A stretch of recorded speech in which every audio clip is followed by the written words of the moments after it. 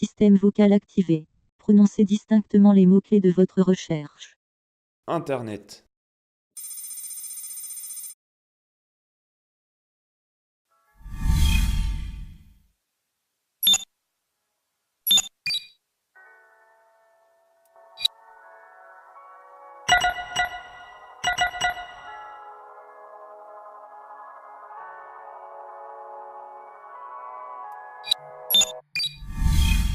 La nouvelle génération de YouTube ne veulent pas faire ça.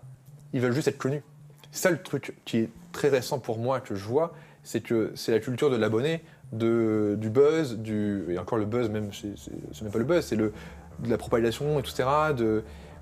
Et ça, c'est des nouveaux gens qui sont finalement très dans la com, ils sont même très bons là-dedans, mais qui n'ont pas forcément de contenu, tu vois.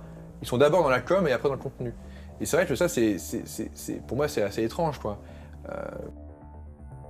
Et si on parlait d'un sujet qui fâche? Comme beaucoup de créateurs / spectateurs de cette magnifique plateforme qui est YouTube, tu te plains de l'absence de qualité. Tu es comme moi, abusé par ce que sont capables de faire certains créateurs contre une somme d'argent bien garnie dans leur poche. Merci, le système publicitaire. Comme moi, tu es cette première génération d'adultes abusés, ayant grandi sur internet avec des web-séries en veux-tu, en voilà, Noob, Flanders Company, mais avant tout celle qui m'a accompagné à l'aube de mes projets vidéo, le visiteur du futur.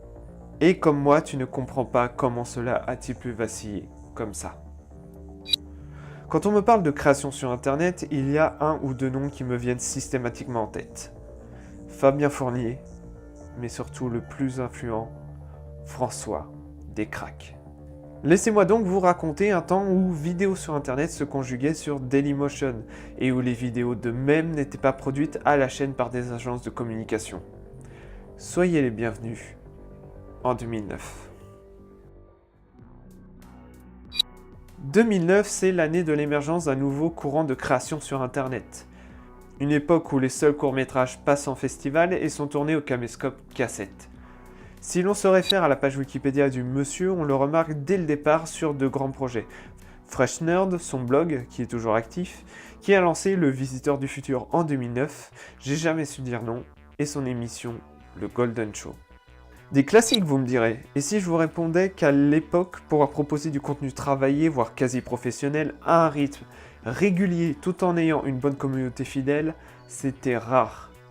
Et ça, c'était 9 ans avant la surabondance de contenu sur YouTube. On enlève la technique, on enlève les projos, on enlève tout ça, et on essaie d'être le plus spontané possible, quoi. C'est de là qu'est venu plein de concepts beaucoup plus simples à faire que ce que je faisais avant, quoi, finalement. Le blog Fresh Nerd apparaît et plein de concepts apparaissent en même temps. Le premier épisode du Visiteur du Futur voit le jour en 2009. Les saisons 1 et 2 sont produites par Fresh Nerd Productions avant que la saison 3 et 4 soient produites en partie par le Studio 4, qui est une filière web de France 4. Et ce n'est pas fini, le concept du Visiteur du Futur se décline alors en livre, puis en manga. Les séries Rock Macabre, puis Deadland sont diffusées respectivement en 2015 et 2016. Et je vais arrêter là ma lecture Wikipédia de la page du monsieur. Vous serez assez grand pour le faire par vous-même de toute façon. Revenons donc à notre sujet, ça veut dire quoi créer sur internet? En fait, ça veut dire quoi faire des vidéos sur YouTube en 2018? Attention, petit disclaimer, ce qui va suivre relève de mon interprétation personnelle vis-à-vis de ce que je consomme sur YouTube. Si vous avez un avis différent, laissez-le en commentaire et on pourra en parler. Tout d'abord, il faut s'entendre sur le postulat suivant. YouTube n'est pas une plateforme de création de contenu de fiction. La communication de Google repose sur sa promotion, mais la réalité des faits nous montre que non, la fiction ne marche pas tant que ça aujourd'hui sur YouTube. Elle n'est pas rentable dans sa configuration actuelle de la plateforme. Parmi les contenus les plus regardés, on remarque de la musique, des contenus lifestyle et du sport. La comédie n'arrive qu'en 5e position. Où se trouve le public si prompt à consommer de la fiction travaillée et qui met du temps à se construire? Certainement pas dans les commentaires des dernières créations Studio Bagel et Golden Moustache qui se sont fait littéralement incendier par le public par l'absence de contenu gratuit. Pendant des années, c'était vraiment le désert sur Internet, c'est-à-dire que tu pouvais rien faire produire, c'était impossible. Et on rêvait, mais tellement de se dire, ouais, t'imagines si un jour on est payé pour faire des vidéos sur Internet, c'est tellement ouf. Pour nous, c'était un truc improbable, quoi. Mais alors, comment être rentable? Qu'est-ce qui rend une vidéo partagée sur YouTube rentable au point de devenir un modèle de création pour plein de jeunes YouTubeurs? Est-ce que vous me voyez venir?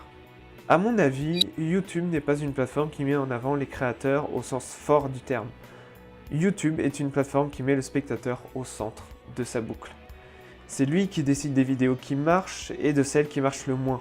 Sauf que la marche entre le dit spectateur et le créateur est finie.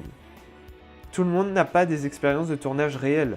Tout le monde n'a pas une expérience technique forte pour proposer du contenu travaillé et approfondi sur l'écriture ou la post-production. Et en tant qu'adolescent, public majoritaire de la plateforme, loin de toutes ces exigences, il faut se construire seul, en reprenant ce qui marche. Autrement dit, du contenu facile d'accès, rapide à exécuter et prêt à la diffusion. L'important n'est donc plus de bosser ses vidéos, encore moins de les améliorer, mais de proposer un contenu personnalisé, facile à faire. Du coup, est-ce qu'on peut parler de nivellement par le bas des contenus? La fiction, en tant que telle, n'a pas sa place uniquement parce que les gens n'en consomment pas assez, mais surtout parce qu'elle n'arrive pas à être rentable. Son modèle économique ne colle pas aux propositions faites par YouTube, aux petits créateurs. Si les géants peuvent se targuer du soutien de la plateforme sur YouTube Premium, un jeune créateur ne trouvera que trop difficilement sa place via le modèle économique de YouTube. Bien sûr, il existe des alternatives, mais on en reparlera une prochaine fois. En 2018, YouTube est l'un des médias les plus consultés. Plus que jamais auparavant, la création en ligne est mise en avant par les créateurs eux-mêmes pour forcer l'émergence de nouveaux contenus. Noyés dans du contenu prêt à consommer, les web-séries fiction peinent à se faire une place au soleil, car peu rentable et trop chronophage. Au milieu de cela résistent encore quelques groupes de créateurs qui se donnent la peine de s'investir pour proposer plus aux spectateurs, tels le Curry Club de Mathieu Sommet et sa bande, Ariel 5 avec Y penser, Les Parasites ou encore l'infatigable Joueur du Grenier. Ces chaînes sont rarement les plus rentables, mais ce sont celles qui s'investissent le plus pour que vous ne gaspillez pas votre temps de cerveau disponible. La fiction existe encore dans l'ombre, attendant de nouveau son heure, attendant que vous lui redonniez son heure. Et pouf, je pose un nouveau disclaimer au moment de la fin. Au moment où je finis d'écrire cet épisode, François Descraques vient d'annoncer sur son Twitter le film Le Visiteur du Futur, un film prévu avec le cast originel de la série qui sera à la fois accessible aux jeunes fans, mais aussi aux anciens, comme moi. Donc soyez donc au rendez-vous, suivez toutes les actualités de François Descraques, parce que c'est quelque chose d'assez gros qui se prépare. Par pitié, ne passez pas à côté de ça. Voilà, c'est fini. Bonne fin d'épisode.